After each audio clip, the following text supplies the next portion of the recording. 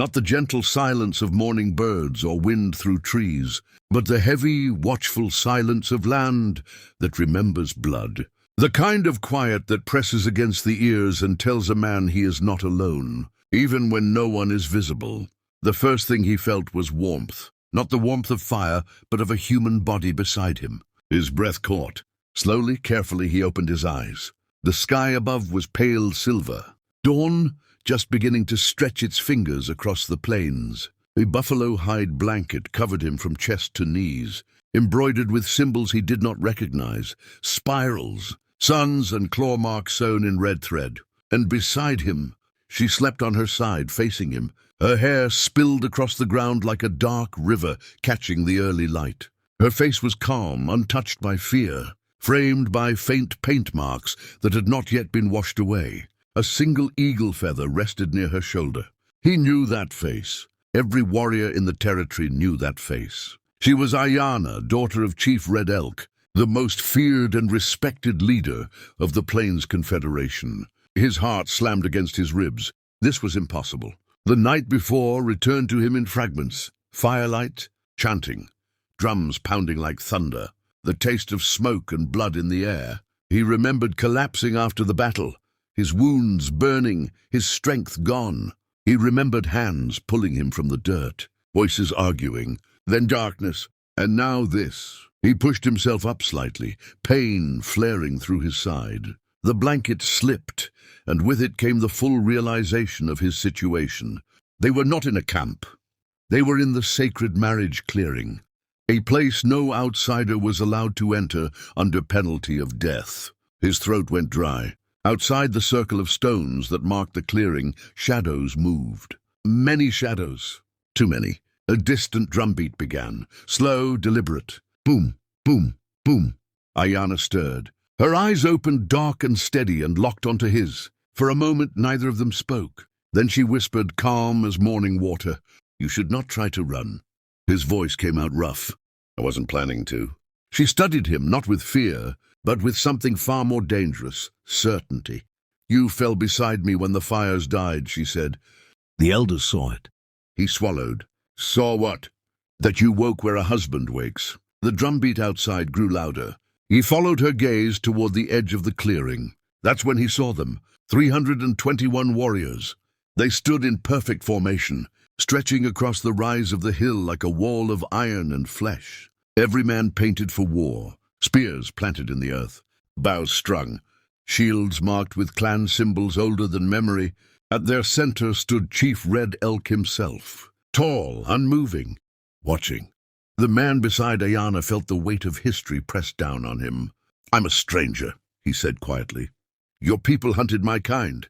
Ayana sat, up, pulling the blanket around herself with practiced dignity. "You saved my life." He blinked. "What?" She turned fully to face him now. "When the raiders broke through the South Ridge, you did not run. You turned back." Images flashed. A burning lodge, a scream, arrows falling like rain. He remembered seeing her surrounded, remembered charging without thinking. "You carried me out," she continued. "You were wounded protecting me." Outside the clearing, the drum stopped. Silence returned, deeper now, heavier. Ayana rose to her feet. "This dawn decides everything," she said. "If the warriors believe you dishonored me, you will die before the sun climbs. And if they don't?" She met his eyes. "Then the wedding begins." His breath left him in a slow, stunned exhale. He looked again at the sea of warriors, each one trained from childhood to kill, without hesitation. "How many will stand against me?" he asked. Ayana's lips curved, not a smile, but something close. "All of them," she said. "Or none." Chief Red Elk stepped forward. His voice carried across the clearing, deep and unyielding. "By dawn law," the chief declared, "the man who wakes beside my daughter must be judged." The warriors struck their spear butts against the ground in unison. Thunder rolled across the earth. The man beside Ayana closed his eyes for a brief moment. He had survived gunfire, ambushes, winters that killed stronger men. But nothing had prepared him for this. When he opened his eyes again, he stood. If fate wanted a trial, he would face it on his feet. The sun had not yet cleared the hills, but its presence was felt. a pale fire pressing against the edge of the world, waiting to witness judgment. The man stepped forward into the center of the sacred clearing. Every movement he made was watched. 321 warriors did not blink. Their eyes followed him like the sights of loaded weapons. Some were young, barely old enough to grow full beards. Others carried scars so deep they looked carved by time itself. Each one had killed. Each one was ready to kill again. Chief Red Elk raised his staff, crowned with buffalo horn and painted bone. "The law is older than my father's father," the chief said.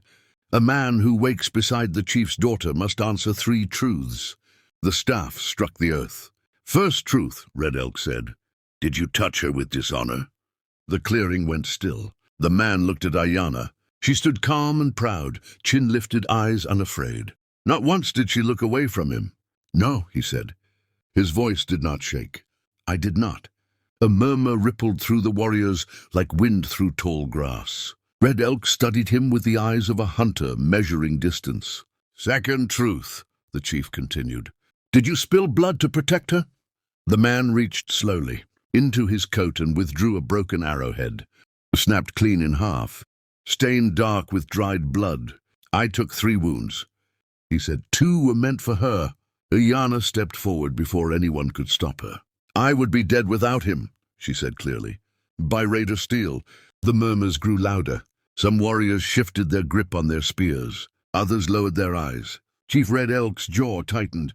"The third truth," he said slowly, "is the one men fear most." He turned to the warriors, then back to the man. "If the law binds you, will you stand?" Silence swallowed the clearing. To stand meant more than marriage. It meant giving up escape. It meant becoming a shield between Ayana and every enemy of the tribe. It meant facing all 321 warriors, if he ever failed her. The man inhaled.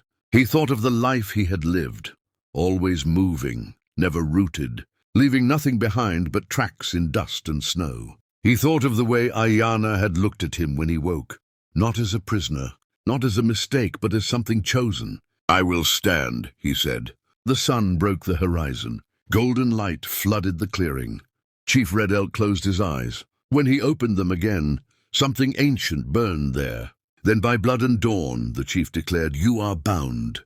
The warriors struck the ground with their weapons, not in threat this time, but in recognition. Boom, boom, boom. Ayana stepped beside him and placed her hand in his. The warriors parted, forming a long path toward the ceremonial fire. "This is no celebration," Red Elk said. "This is a vow watched by warriors." The man nodded. "I know." As they walked forward together, he understood the truth at last. The 321 warriors were not there to stop the wedding. They were there to guard it. And if the world ever came for the chief's daughter again, it would have to come through him first.